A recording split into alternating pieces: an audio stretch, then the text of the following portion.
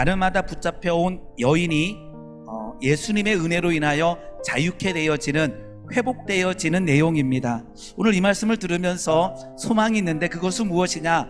우리가 자유케 되어지고 우리가 회복되어지는 은혜가 있기를 소망합니다. 성전 가운데에 음행하다 잡힌 여자를 끌고 왔어요. 서기관들과 바리새인들이. 그러면서 예수님한테 말하는 거죠. 이 여자가 가늠하다 현장에서 잡혔습니다. 모세의 율법에는 돌로 치라 명하였는데 예수 선생이여 어떻게 가르치겠습니까? 이 이유는 고발할 조건을 얻고자 하고 예수님을 시험함 일러라. 예수님께서 이때 흥분하지 않으시고 몸을 굽히사 손가락으로 땅에 무슨 글을 쓰셨어요. 그리고는 한 말씀을 하시죠. 너희 중에 죄 없는 자가 돌로 치라 하고 또 글을 쓰셔요. 그리고는 이 말씀을 듣고 한 명씩 한 명씩 떠나가야 됩니다. 그때 예수님께서 이 음행 중에 붙잡혀온 여인을 자유케 하고 회복시켜주는 내용이 전체적인 내용입니다. 오늘 말씀은 제가 세 가지 질문을 던지고 그 세 가지 질문의 답을 찾아 나가면서 어떻게 하는 것이 자유케 되는 것인가, 회복되어지는 것인가를 나누고자 합니다. 첫 번째 질문은 바로 이것입니다. 누가 죄인인가? 라는 질문입니다. 누가 죄인인가? 오늘 본문 말씀에 등장인물들이 있습니다. 예수님이 빠졌는데요, 예수님 외에 어쨌든 세 사람, 세 부류가 나옵니다. 첫 번째는 누가 나오게 되죠? 가늠하다 현장에서 붙잡힌 여인이 오늘 그 현장에 있습니다. 두 번째는 그 여인을 붙잡아 온 서기관들과 바리새인들이 그 현장에 있습니다. 그리고 또 누가 있죠? 주변 사람들. 말씀 봤더니 어른에서부터 시작하여 젊은이까지, 그러니까 주변의 사람들이 이 속에 있다라는 거죠.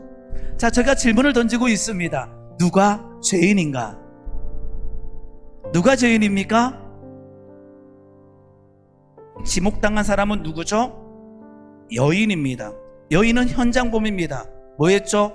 가늠했습니다. 가늠하다 현장에서 붙잡혀 왔을 때 그 여인, 이곳에 서 있는, 그 현장에 서 있는 여인의 마음은 과연 어땠을까요?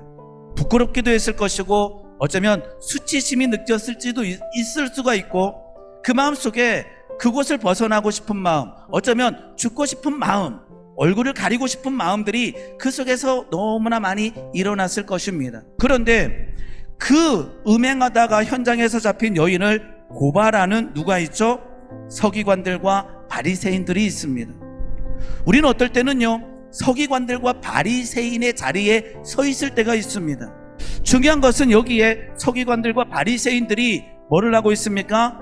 저 여자가 죄를 범했다라고 고발하고 있습니다.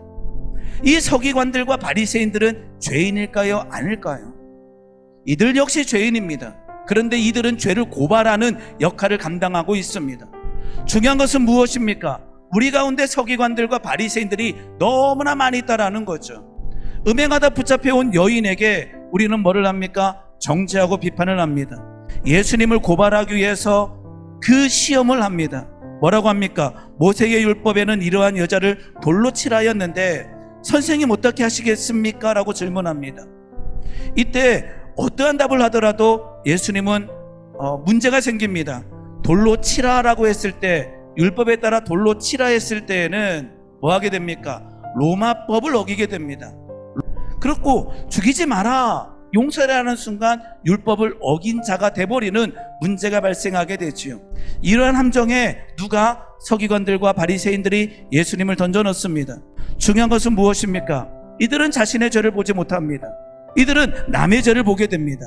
남의 죄를 끌어다가 예수님을 무너뜨리기 위해서 전략을 쓰고 있습니다. 중요한 것은 서기관들과 바리새인들이 우리 마음에, 우리의 삶 가운데 나타난다라는 거죠. 저는 누가 죄인입니까? 라고 하는 질문을 던졌습니다. 이 현장에서 두드러지는 죄인은 가늠하다 현장에서 붙잡혀온 여인입니다. 그런데 우리의 마음 가운데 서기관들과 바리새인의 마음이 올라와서 정죄하고 판단하고 싶은 마음들이 우리에게 있다라는 거죠. 자, 세 번째, 누가 있습니까? 젊은이들과 어른들이 그 현장에 있었습니다. 관찰하고 있습니다. 그들의 손에는 여차하면 돌을 던질 수 있습니다. 이들은 무엇입니까? 여인을 바라보는 눈이 국률이 아니라 이들 역시 비판과 정죄하고 있다라는 거죠. 벌레를 바라보는 듯한 느낌을 가지고 이 여인을 바라보고 있는지도 모릅니다. 이들의 마음 가운데 무엇이 있을까요? 우리 가운데 이럴 때가 있습니다. 뭐냐 그러게 되면 나보다 더 강력한 죄를 범하는 사람을 죄인이라고 말을 하면서 나는 합리화시키는 그러한 자리에 있을 때가 있다라는 거죠. 다시 한번 질문합니다.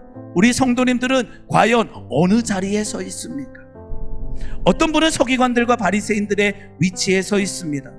어떤 사람들은 나보다 더 추잡스러운 죄를 지은 어떤 사람을 상정하면서 나는 괜찮다라고 생각하는 합리화시키는 부류가 있을 수가 있습니다. 어떤 사람은 정말로 가늠하다 현장에서 잡힌 여인처럼 고개 들지 못하는 수치스러운 그 자리에 있는 성도님들도 있다라는 거죠. 로마서 3장 23절 보겠습니다. 모든 사람이 죄를 범하였음에 하나님의 영광에 이르지 못하더니. 자, 아까 그 현장에 있는 모든 사람들, 예수님을 제외한 모든 사람은 죄인입니다. 음행하다 붙잡혀온 그 여인만 죄인이 아니라 바리새인들과 서기관 그리고 젊은이부터 어른까지 모두 죄인이라는 거죠. 오늘 우리가 회복하기 위해서 이 고백이 있기를 원합니다. 주님, 나 역시 죄인입니다 라고 하는 고백이 나오기를 소망합니다. 두 번째 질문입니다. 누가 회복됐는가입니다. 가늠하다 현장에서 붙잡혀온 여인만 회복됐습니다. 자, 아까 전제 누가 죄인입니까? 모든 사람이 죄인입니다. 그런데 두 번째 질문입니다. 누가 그 자리에서 회복됐습니까? 가늠하다 현장에서 붙잡혀온 그 여인만 회복됐다라는 거죠. 왜 그렇습니까? 나머지 사람들은 다 가버렸다라는 거죠.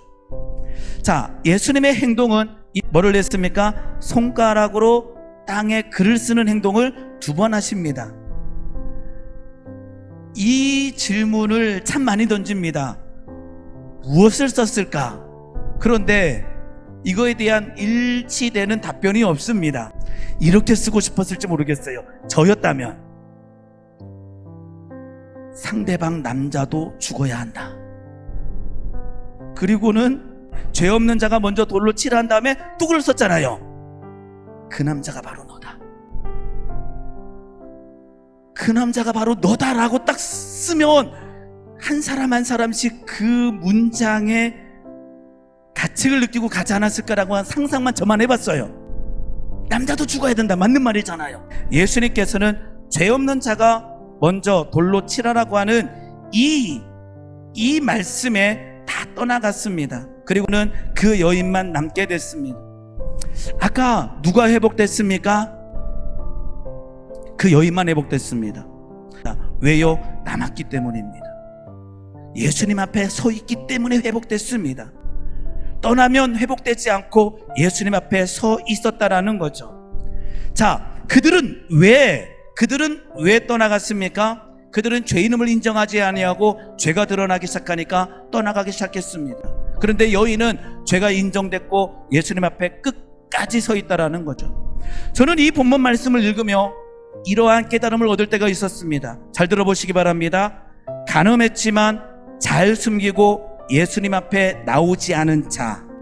오늘 본문 말씀의 여인은 가늠했지만 부끄러움을 이기고 예수님 앞에 서 있는 자입니다.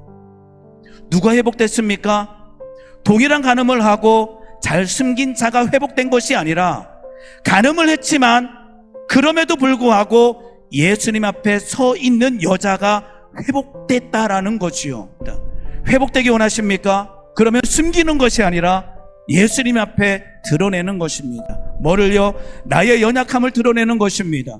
나의 죄성을 드러내는 것입니다. 나의 부족함을 드러내는 것입니다. 하나님 앞에 나아갈 때 하나님께서 긍휼히 불쌍히 여기사 회복시키실 줄 믿습니다. 숨은 자가 아니라 예수님 앞에 나아간 자가 예수님 앞에서 회복됐다라는 거죠. 우리의 연약함, 우리의 죄, 현장에서 붙잡혀온, 음행하다 현장에서 붙잡혀온 그 여인, 드러내는 것은 아픕니다. 힘듭니다. 수치스러울 때가 있습니다. 그런데 하나님 아버지 앞에 나아가 우리의 죄를 드러내며 고백할 때에 하나님께서 우리를 불쌍히 여기며 긍휼히 여길 줄 믿습니다.